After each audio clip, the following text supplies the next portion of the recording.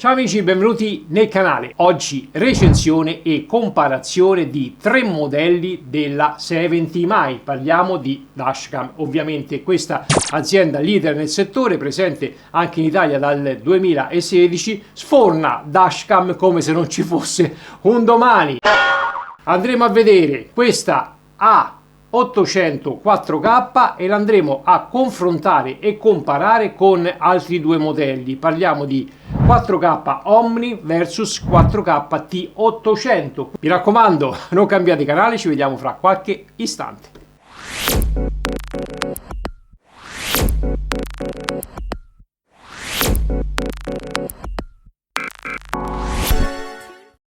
Allora, la telecamera principale può registrare fino in 4K a 30 fps con tanto di HDR, mentre la telecamera posteriore, che può essere orientata sia verso l'esterno della macchina sia verso l'interno dell'abitacolo, queste sono condizioni che poi deciderete voi, può registrare i filmati fino in 1080p.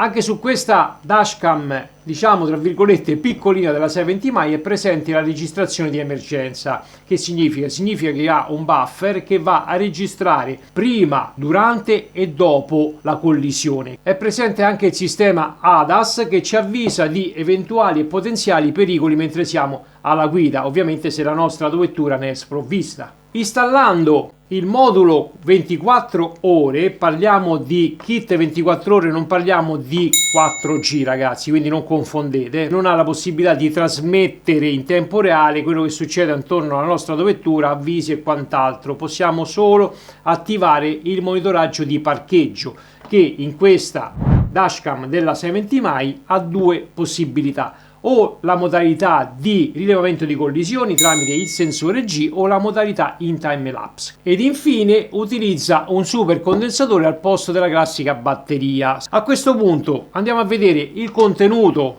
di questa A800 e poi iniziamo la comparazione vera e propria. Andiamo.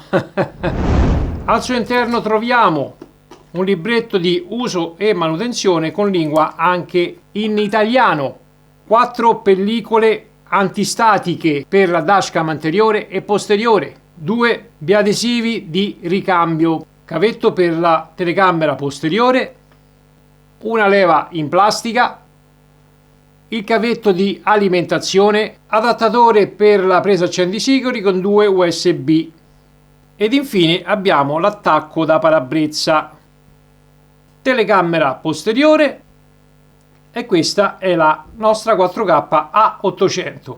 Un bel display, pulsantino di accensione e spegnimento, i 2 microfoni, USB tipo C per la telecamera posteriore, USB tipo C per l'alimentazione e slot per la micro SD, altoparlante. A questo punto andiamo a installare la dashcam all'interno della mia Nissan Qashqai e poi partiamo con la comparazione. Quindi vediamo le caratteristiche e l'utilizzo di queste tre dashcam della 70 mai.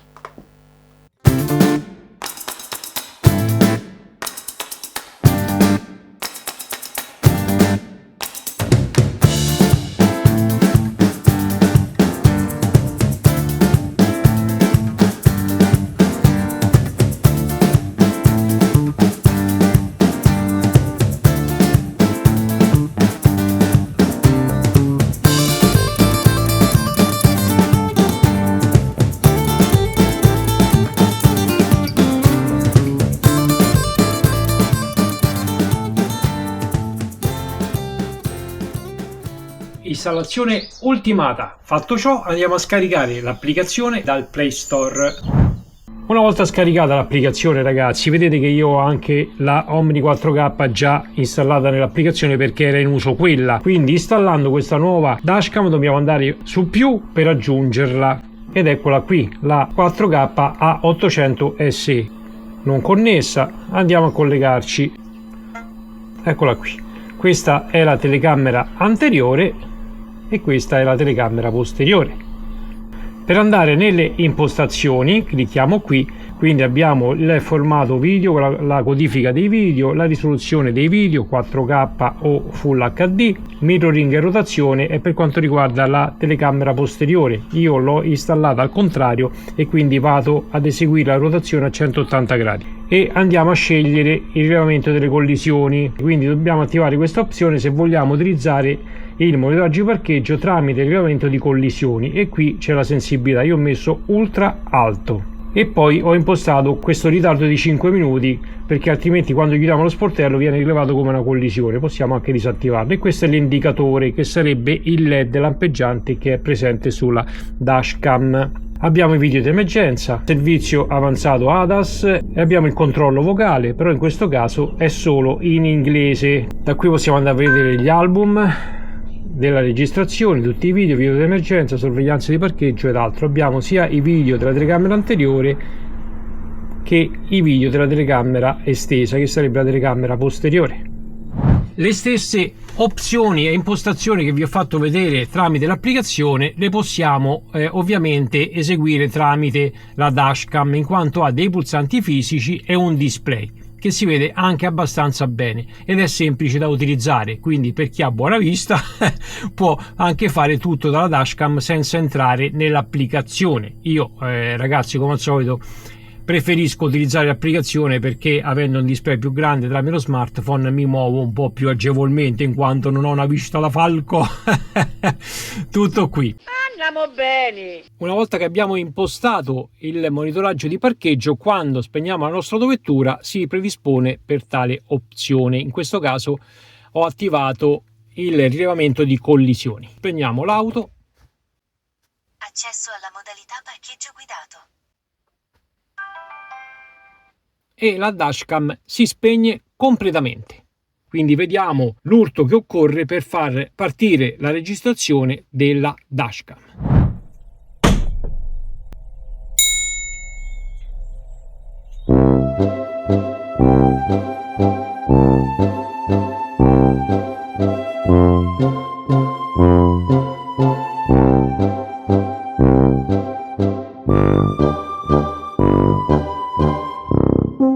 Quando rientriamo in auto, la dashcam ci avvisa che ha registrato un filmato per quanto riguarda il monitoraggio di parcheggio.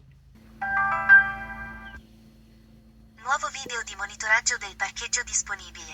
Per favore controlla l'album all'interno dell'app. Ora vediamo per quanto riguarda invece la registrazione in time lapse, quindi andiamo a attivare questa opzione, mettiamo su on, ok.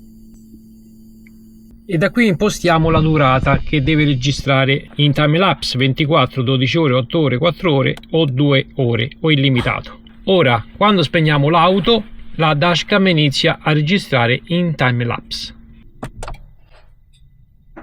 Accesso alla modalità parcheggio guidato.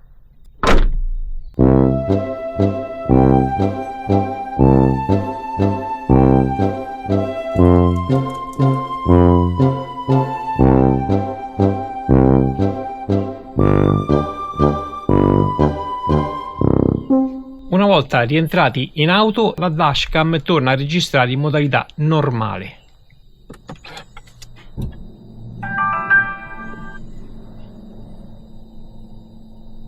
Come di consueto, la 70mai mi ha inviato anche il suo filtro CPL da applicare alla telecamera principale. Il filtro va inserito nell'obiettivo e poi va ruotato in base all'immagine che vogliamo, quindi ruotando il filtro va a eliminare, diciamo, i riflessi presenti sul parabrezza. 1 2 3 prova, 1 2 3 prova, prova microfono, 1 2 3 prova registrazione audio e video con la nuova 70mai a 800. E che le danze abbiano inizio.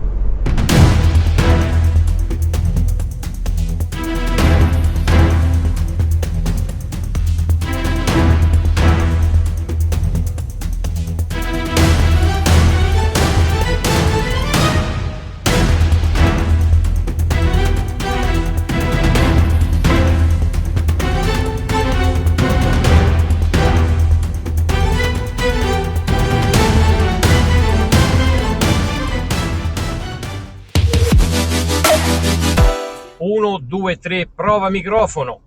Registra dentro. A dopo. Torna alla telecamera. Brava. Tecnologia, la mia Nissan Qashqai è super tecnologica. Ciao alla telecamera. Un saluto dalla Val di Sole. Ciao belli, a presto. Fai un selfie.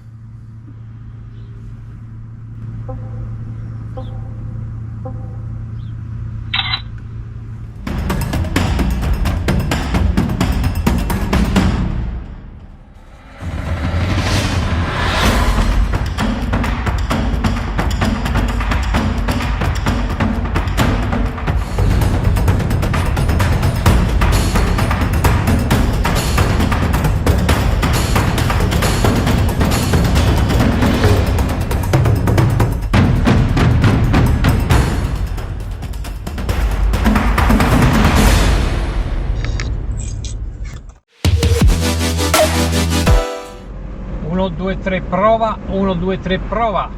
Registrazione audio e video con la nuova Dashcam 70 mai modello 4K T800.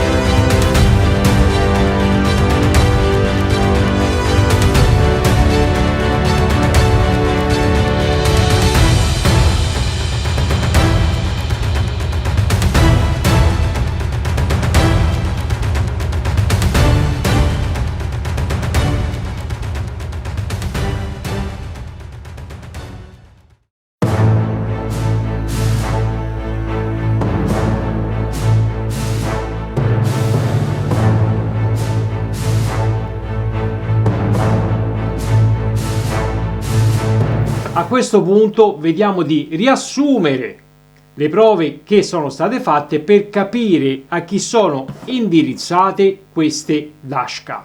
Partiamo dalla meno cara, la 4K A800. A chi è indirizzata questa dashcam? Sicuramente ad un pubblico che non vuole spendere una fortuna per installare una dashcam nella propria autovettura. Cosa mi è piaciuto? Sicuramente la registrazione dei filmati che va ad effettuare la telecamera principale in 4K, qualità molto buona per il prezzo che si paga questa dashcam. La seconda cosa molto interessante è che tramite questo modulo 24 ore, quindi kit 24 ore ragazzi, non parliamo di kit 4G, non fate confusione. Il kit 4G è questo qui, dove necessita di una SIM al suo interno per poter funzionare. La A800 non supporta questa opzione, ok? Quindi possiamo solo attivare il monitoraggio di parcheggio con due possibilità: rilevamento di collisioni e registrazione in time lapse. La telecamera posteriore ragazzi lascia un po' desiderare. Passiamo alla seconda dashcam che si posiziona a un livello intermedio e parliamo di 4K Omni. A chi è indirizzata questa 4K Omni? Sicuramente a chi vuole una dashcam che registra filmati in 4K di buona qualità, chi vuole delle particolari opzioni in quanto questa dashcam può ruotare a 360 gradi. Possiamo attivare il monitoraggio di parcheggio tramite il modulo 4G, quindi avere avvisi in tempo reale e vedere quello che succede intorno alla nostra autovettura da remoto. Però anche questa 4K Omni ha dei limiti che abbiamo già visto nei video precedenti, e cioè il limite per quanto riguarda il rilevamento di movimento, quindi di persone sospette davanti alla nostra autovettura. Per far attivare questo sensore di rilevamento di movimento, la persona deve sostare nel raggio d'azione della telecamera principale. E il secondo limite è che, sempre per quanto riguarda il rilevamento di movimento, la registrazione della telecamera posteriore non viene salvata nel cloud, ma viene salvata solo nella micro SD,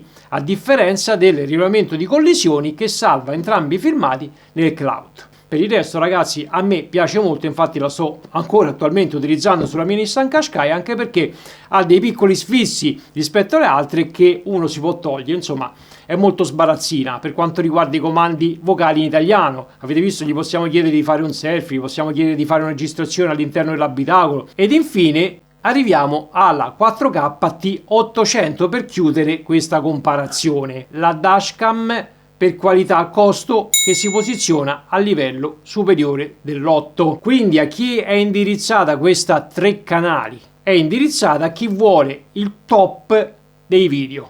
Non so cosa ci debba fare, però devo dire che la registrazione dei filmati per quanto riguarda la telecamera anteriore e la telecamera posteriore, che registrano entrambi in 4K, sono sicuramente al top di qualità, sia di giorno che di notte.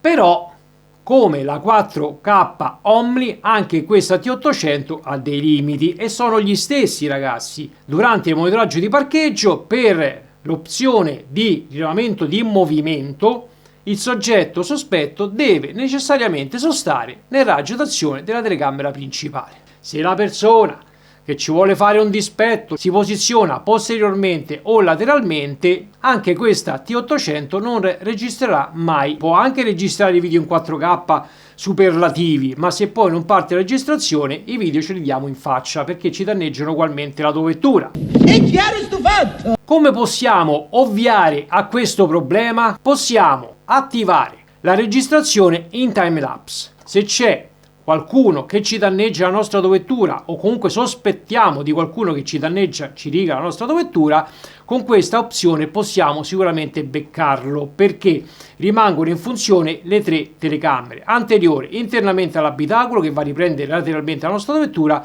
e la telecamera posteriore. C'è un però: la registrazione in timelapse viene effettuata solo ed esclusivamente all'interno della dashcam, quindi non viene salvata nel cloud. Vabbè, è nella micro SD, però se qualcuno ci sfonda il finestrino e ci fotte la telecamera, purtroppo non riusciremo più a recuperare i video magari che hanno beccato lo stronzo che ci danneggiava la nostra autovettura. E che cazzo! Spero che questa comparazione vi abbia schiarito un attimino le idee, o vi abbia comunque fatto capire quale sia la dashcam più idonea per le vostre esigenze. Per chi è interessato all'acquisto di queste dashcam della 70mai, vi anticipo già che durante il Black Friday ci saranno degli sconti sostanziosi. Detto questo, vi ricordo come al solito che qua sotto nella descrizione del video trovate tutti i link di riferimento per quanto riguarda i prodotti che avete visto nella recensione. Se il video vi è tornato utile o vi è piaciuto, vi chiedo gentilmente di lasciare un bel mi piace, grazie di cuore come sempre. Lasciate un commento su cosa ne pensate di queste dashcam, dubbi, perplessità o suggerimenti in merito che possano sicuramente tornare utili alla nostra grande community. Noi ci si vede in una delle prossime recensioni. Un bacione da Francesco, ciao belli, statemi bene, alla prossima.